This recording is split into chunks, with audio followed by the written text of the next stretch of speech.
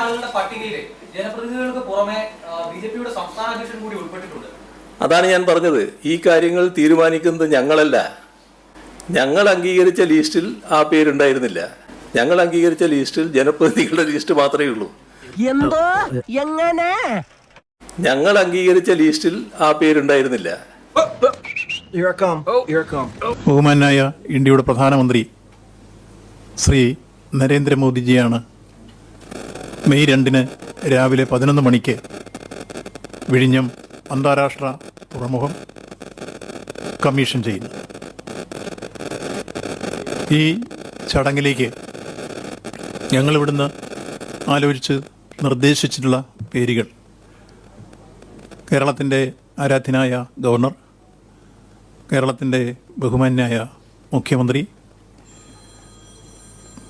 കേന്ദ്ര shipping and port waterways minister Sarbananda Sonowal, കേന്ദ്രമന്ത്രിമാരായ ശ്രീ സുരേഷ് ഗോപി, ശ്രീ ജോർജ് കുര്യൻ, പിന്നീട് കേരളത്തിലെ പോർട്ട് മിനിസ്റ്റർ, കേരളത്തിലെ ഈ ജില്ലയിൽ തന്നെയുള്ള മന്ത്രിമാരായിട്ടുള്ള Shri V Sivankutty, Shri G R Anil, മത്സ്യ വകുപ്പിൻ്റെ ചുമതല വഹിക്കുന്ന ശ്രീ സജി ചെറിയാൻ,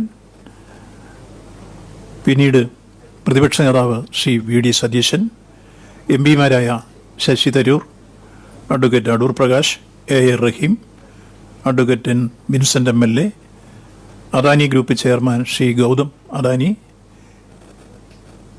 ആരാധ്യയായ മേയർ ആര്യ രാജേന്ദ്രൻ, മുൻ കേന്ദ്രമന്ത്രി ശ്രീ രാജീവ് ചന്ദ്രശേഖർ,